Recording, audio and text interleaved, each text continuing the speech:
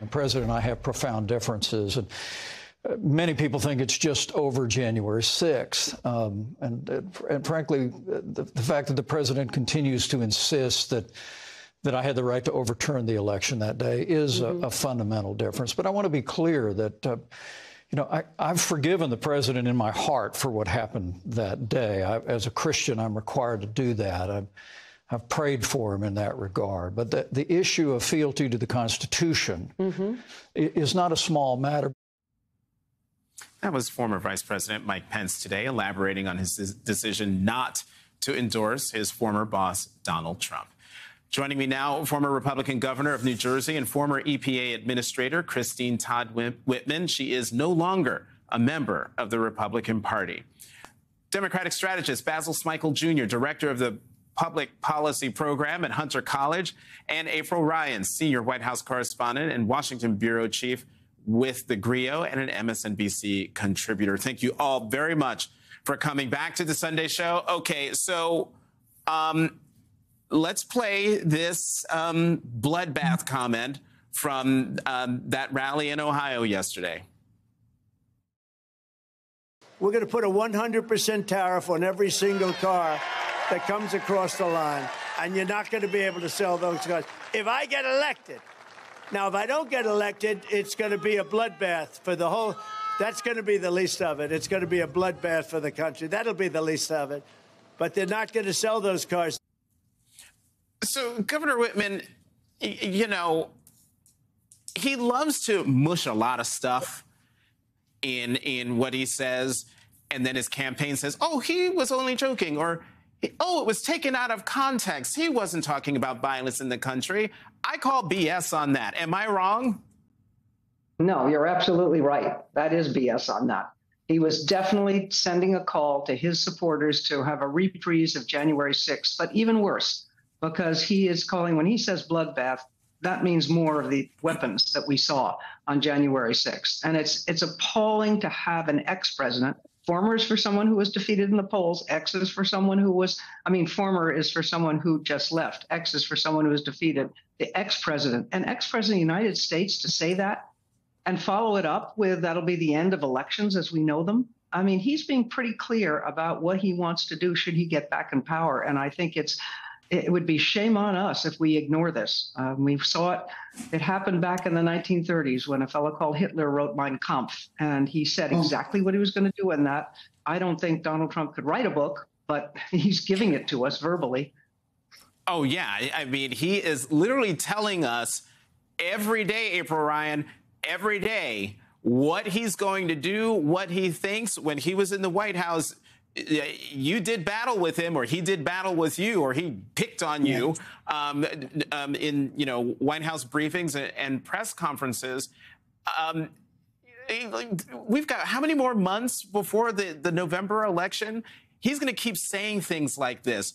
How do you please explain to the American people who are watching why it is imperative that we not only listen to what he says, but that we have to report what he says so that they know what they could be getting ourselves into?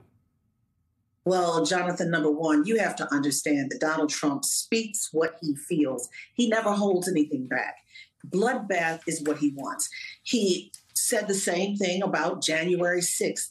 But the only lie was that he said he was going to walk them to the Capitol. He didn't. You had thousands upon thousands of people who did not go through those magnetometers. The magnetometers on the ellipse when he was having that rally, right?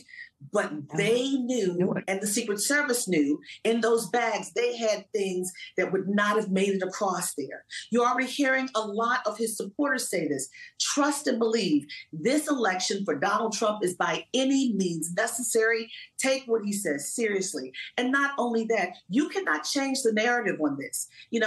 Bloodbath, that's what he wanted the last time. If he would have had that, if one congressperson or senator was killed, we would not be here today. We would be under a dictatorship. And think about this. Mike Pence can pray and say, I forgive him, but he's not supporting him. And one of the main reasons why for president he's not supporting him, they erected a noose for him. If they would have caught Mike Pence that day, trust and believe, he would have been swinging on the mall in Washington.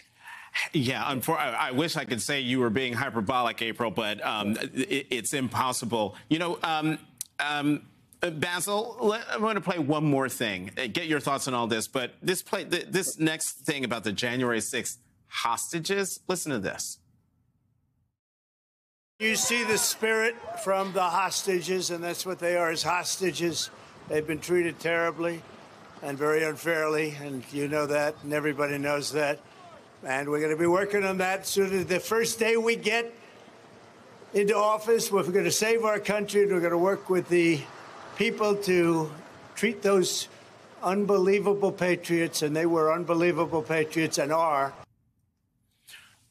They weren't patriots, and we watched with our own eyes what those people did and the reason why they are in jail. Basil, please help. Well, you know, I've been thinking about those comments in addition to some that he made in Georgia last week, where he talked about immigrants as being the plunder of our cities, the violation of our citizens, and the sacking of our country.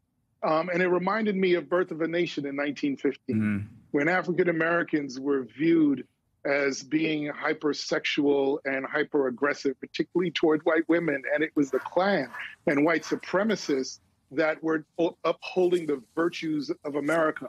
It is that kind of language that he is using and talking about and harking back on as he makes these kinds of speeches. Now, somebody's going to say, well, African Americans and immigrants is very different. But my feeling is the bullet that is going to be shot from the gun of the person that he inspires is not going to care about your backstory. And if for Senator Bill Cassidy of Louisiana, for example, to go on TV and say, you know what, this is how he talks, we should just dismiss it. Well, we had enough of that in 2016. And if you didn't learn your lesson then, you should learn your lesson now, because all you have to do is go back and watch footage of January 6th. All those things that people didn't think that he would do or didn't think that he was serious about, there are a lot of people that got real serious real fast.